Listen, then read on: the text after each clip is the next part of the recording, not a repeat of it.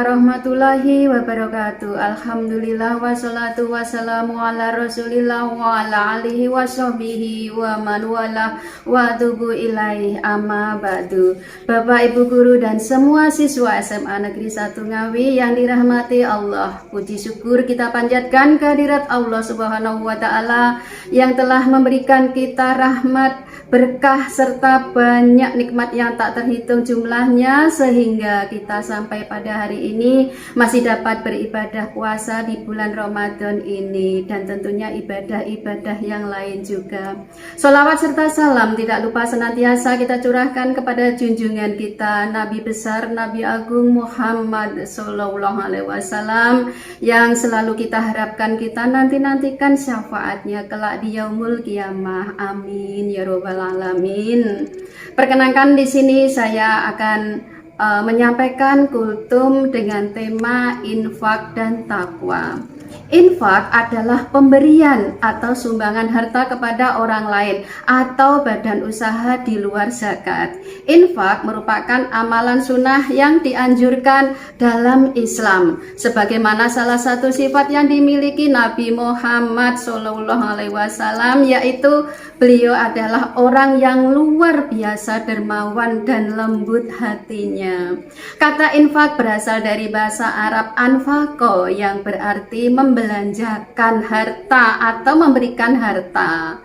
Lalu apa bedanya dengan sedekah? Sedekah itu penyebutan umum bagi setiap amal-amal kebaikan, semua amal soleh, setiap yang baik-baik diamalkan, dilakukan, itu namanya sedekah. Dan sedekah itu tidak harus berupa uang saja, melainkan bisa dalam bentuk bantuan-bantuan berupa makanan, pakaian, bahkan senyuman, itu pun termasuk sedekah.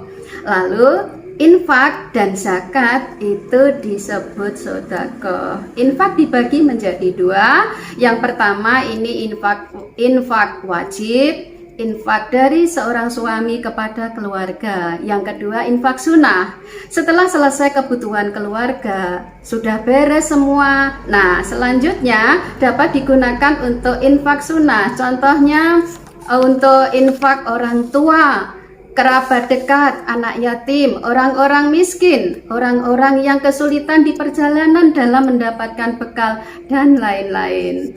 Selebihnya infak untuk umum, misalnya infak ke masjid, infak ke siapapun yang ingin Anda berikan, boleh dan akan dibalas dengan 700 kali lipat dengan izin Allah tentunya.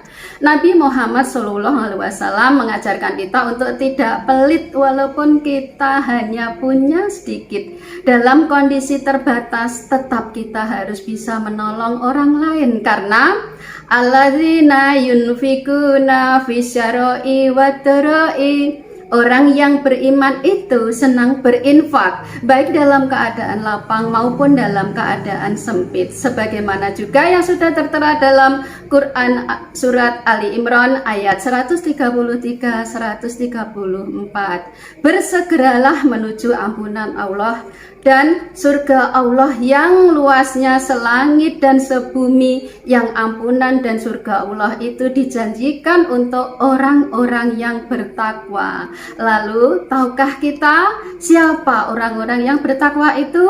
Orang-orang yang bertakwa yang dijanjikan ampunan Allah dan surga adalah orang-orang yang selalu rutin berinfak di jalan Allah, baik dalam keadaan lapang maupun dalam keadaan sempit. Maka kita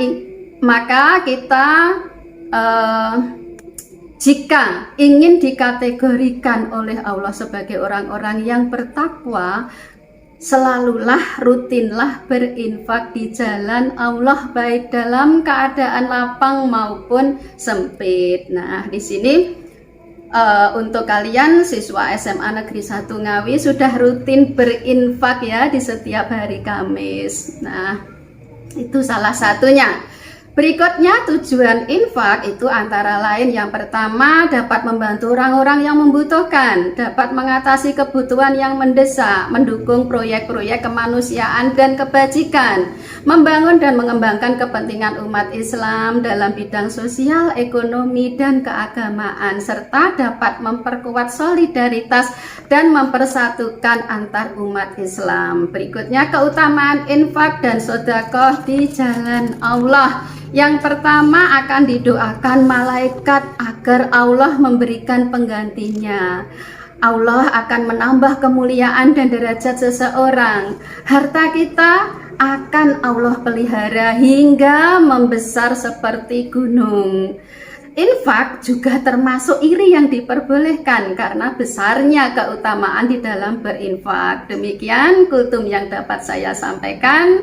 Saya mengajak pada diri saya sendiri dan kepada kaum muslimin semuanya, marilah di bulan Ramadan yang penuh berkah ini kita banyak bersedekah dan berinfak. Mohon dimaafkan atas kekurangan dan kekilafan saya. Sebelum saya akhiri, ada kalimat bijak, belajarlah seperti akar, tak terlihat tapi memberi banyak manfaat. Itulah konsep bersedekah.